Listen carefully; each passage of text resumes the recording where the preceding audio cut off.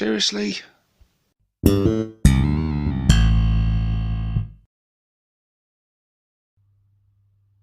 Hey guys, and welcome to another video from myself, 6+ Stevo. Yes baby, I'm back. It has been a long time. I do apologise. Life has been busy, but anyway, putting that aside, I am back with this, the first in a series of videos looking at the Ork Index data cards. And just going through each video, we'll be going through these unit by unit and just sharing our thoughts on them, going through, talking about what we like, what we don't like, etc. So, kicking off straight away, it's the obvious choice. If we're going to start doing one of these, we've got to start with the boys, haven't we? So the boys are here. They come in at 85 points for a unit of 10. You can increase that to a unit of 20. We'll have a look later. There's some very good reasons why you may want to do that. I'm not going to get into why it's a shame that we can't increase them to a unit of 12 or 15, etc. Look, it is what it is at the moment. Perhaps that will change when the codexes come. I don't think it will, but we can live in hope. But anyway, let's have a look at the boys. So they have a movement of 6 inches. So no more 5-inch movement. That's gone. We're back to 6-inch movement. We're very happy about that. They have retained the toughness of 5. So these really are tough gits, which is awesome. They have a save of 5+. So no more t-shirt saves for the boys.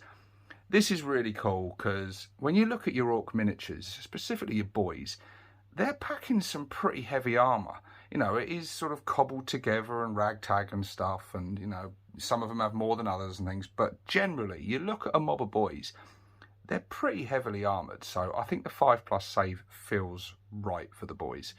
They have 1 wound, they have a leadership of 7+, and they have an objective control of 2.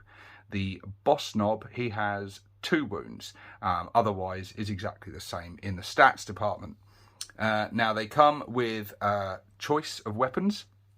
I'm not going to go through every single weapon's stats, but basically you've got your choice of Shoota boys or Slugga chopper boys, and you can mix them up in the unit if you want. You're kind of forced to do that if you buy the new boys that are pictured here on the card, because that's what you get in the box. But I think at the moment, certainly as it is in the index, I think Slugga chopper boys do stand head and shoulders above the Shoota boys. So the Shooters, they are very similar to what they were before, really. They have an 18-inch range, they have 2 attacks, ballistic skill 5+, strength 4, no AP, 1 damage, and they're rapid fire 1. So if you're within that half range of 9 inches, they get 3 shots. So yeah, the Shoota is pretty much the same as it's been for a while now. It effectively works just the same as the old Daka weapons worked in the previous codex. So yeah, nothing too spectacular there. I think if you've got them in a big mob of 20, I think they could pose, you know, a threat to light infantry and stuff.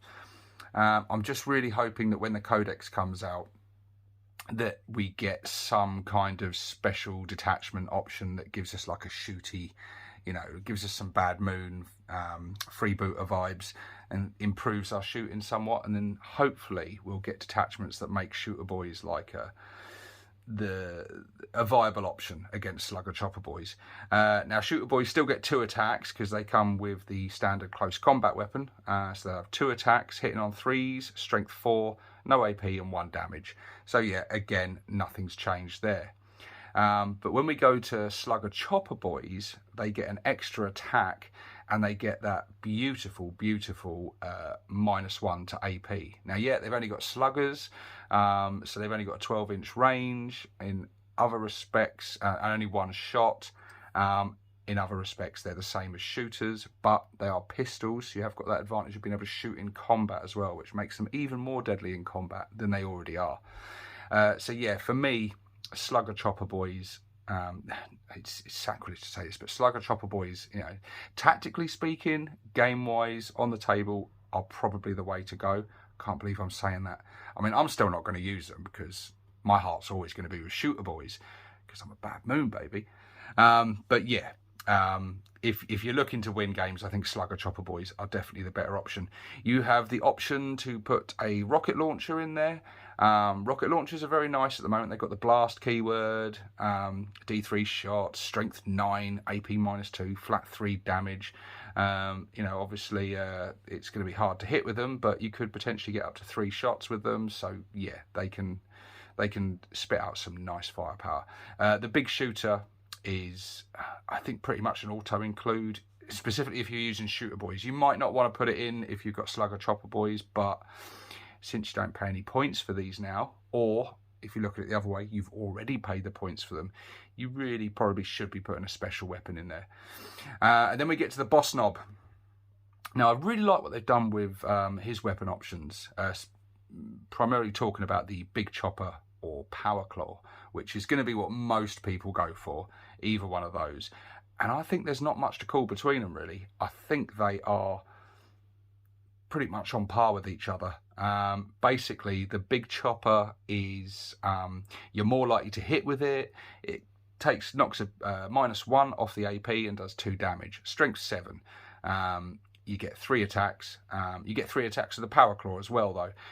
Less likely to hit because it is weapon skill 4+. But you've got the strength 9 and -2 AP and still flat 2 damage. So really, with the big chopper and the power claw, you're kind of trading off. Look, do you want to be able to hit better, or do you want to trade that off with the added strength and AP? For me, I kind of prefer the big chopper, but I think it's down to taste, really, or depending what sort of targets you're against. Obviously, against certain targets, the big chopper will be better, and against other targets, the power claw will be the better option. So let's get into their special rules, their abilities.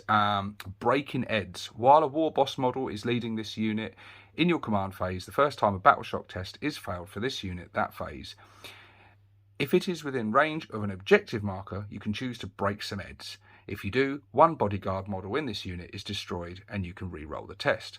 Nice little ability. I don't think it's going to come up very often. It's quite situational, but it's a cool little ability to have anyway. Do you know what, though? It's the sort of ability that in the middle of a big tense game, I'm most likely going to forget about that ability, to be honest with you, because it's one, like I say, it's an ability that's not going to come up really often. Although they are, you know, battle line, and they are generally going to be the ones that you're sending out there to grab objectives and stuff. So I guess it probably would come up fairly often. Oh, I didn't talk about the combi weapon either for the boss knob. I don't know about combi weapons. I think what Games Workshop have done with them is a bit odd. I hope they bring back sort of, you know, combi rockets, combi flamers, twin shooters and things. I really do hope they do that, because yeah, I think at the moment the big chopper and power claw options are probably far better than the combi weapon. I think the combi weapon's all right in the right circumstances. I think it's cool, but yeah, I don't see many people choosing that option. But anyway, let's flip the card round. So the unit composition, like I said earlier, you've got 1 boss knob and 9 to 19 boys. So yeah, you can run these in units of 20, which is where this next part comes in, bodyguard. If this unit has a starting strength of 20, you can attach up to 2 leader units to it instead of 1, but only if one of those is a war boss model. If you do so and this unit is destroyed, the leader units attached to it become a separate unit, blah, blah, blah, blah. So yeah, basically, unlike all the other units in the game, you can attach 2 characters to this unit if they're in a mob of 20. So this is, I really like to see this, that they're kind of encouraging people to do big mobs of boys. And I think the way that the characters work now with plugging them into a unit and then gaining those abilities, I think larger mobs of units are actually generally across the game and across all the factions is going to be quite often a good option to do, because then you're maximizing those benefits from the character. You're getting all the points, you're squeezing all the points value out of that character that it's possible to do. And the war boss is an absolute unit. I'm not going to go heavily into the characters because we'll save that for when we go over that. But yeah, the war boss is really cool because when you call the war, he gets a ridiculous amount of attacks. And he's got the ability, Might is Right. Hold on, let's pop the card there actually so we can have a quick look at it. A little sneak peek before we get to his unit. So yeah, Might is Right. While this model is leading a unit, each time a model in that unit makes a melee attack, add 1 to the hit roll. So this is going to be really useful, especially if you've got a knob in there of a power claw. That's going to be really handy. And all those Slugga chopper boys, you know, we talked about that earlier with the -1 AP. If they're getting a +1 to hit, really tasty. And yeah, the war boss is an absolute unit during the war. But the fact that you can plug other characters into it as well, now you've really got some options here. You've got some lovely little combos by being able to plug 2 characters into the boys. You've got your big mech with KFF. Obviously he's going to make him a lot more survivable from ranged attacks with his custom force field, so that's going to help him get into the battle. And then you've also got his ability of being able to re-roll hit rolls of 1. So if you're running Shoota boys or even the Slugga boys, that's going to be really useful. So yeah, he's going to add to their survivability and add to their shooting accuracy. So I think with the big mech and the war boss together, that's going to make a lovely little combination of a really hard hitting, survivable and slightly more accurate unit. Or you've got the option of the pain boy. So the pain boy is going to give them all the feel no pain 5+ ability, which is beautiful, absolutely beautiful that is. So yeah, that's going to make them really survivable, and I think that would probably be a lot more survivable than what the big mech does. Obviously you won't get the the re-rolls of 1 in your shooting, but I think yeah, the feel no pain, I think that's going to be a popular choice. Pain boys in units of boys is going to be very popular. Then if you want to maximize your war boss's damage output, this fella, the knob with war banner, he's going to be absolutely fantastic because once per battle he can call like a little mini war that will just affect the unit he's attached to, so that'll affect the war boss. So then all the boys and the war boss get to basically war twice per game, which is going to be really nice. It's also really going to help you claim objectives as well, because his objective control characteristic jumps up to 5 during that. So yeah, if these boys, this big mob of boys is going out there looking to claim objectives, he's going to really help with that. You've also got Mad Doc Grotznik.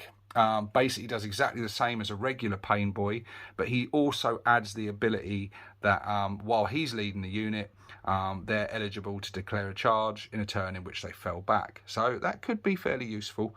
In other respects, I think he's all kinds of meh. And let's face it, the model is hideous. You've also got the Weird Boy. The Weird Boy is going to be amazing because he's then providing them with the jump ability, so that's going to be really nice, especially if you want to get your war boss and your boys in the thick of battle as soon as possible. Then this is the best way to do it, other than obviously the option of putting them in some sort of battle wagon or truck or something. But yeah, the Weird Boy, being able to nip them across the table and get them right into range to cause some, you know, really ruin your opponent's day. The Weird Boy, I think, is really nice, and he's really cheap as well. So yeah, I think boys, big mob of 20 boys with a war boss, and then being able to plug in another character with it as well, you can come up with some lovely little combinations. Do you want the do you want the tactical advantage of being able to nip them about where you want with the Weird Boy? Or do you want to keep them survivable with a pain boy or a big mech? Or do you want the nice little boost of extra wars and objective control with the war banner knob? You've got some lovely options there. Or of course you've got the big mech with his shooting abilities and stuff. So yeah, I think the boys are a really cool unit actually. Being the only unit that can do that, I think really makes them stand out. Plus of course the fact that they're battle lines, so you can have up to 6 units of boys Yeah, I really like boys. I think boys are good. I need to paint some more boys now because I really want to be running some big mobs of boys. Yet it is a shame we can't run them in 30 anymore, although I kind of feel with the smaller size boards now and the way the game works, 30 might be a little bit ungainly. I think a big mob of 20 boys with a hench war boss in there and one of the other characters, I think they're going to be a pain in the ass for your opponent. But yeah, there you go, guys. That's the first video of these Index Orks reviews. Whether or not I'll be able to get through every single one of these data cards before the codex hits, we shall see. But yeah, it's great to be back. Absolutely fantastic to be back making videos. I can't promise how quickly these videos will come out, but in the meantime, I am still very active on my other channel with my fellow war bosses over on the War Boss channel.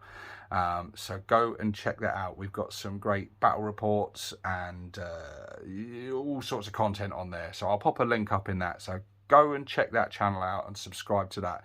If you're missing me, Gits, that's where you can find me. But you can also find me here as well now. And hopefully I will be a lot more active than I have been this year, which is basically not at all. So yeah, sorry about that, guys, but it's good to be back.